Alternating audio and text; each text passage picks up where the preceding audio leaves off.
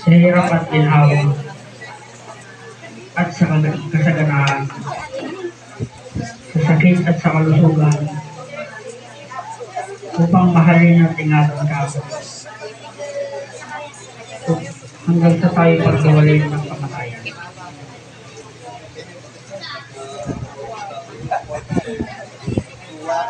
Yes, tinatanggap kita upang maging kasama sa hirap at ginawa,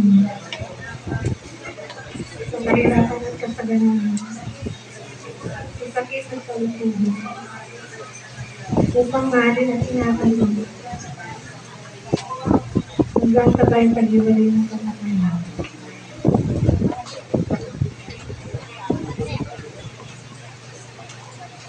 Saan ka lang?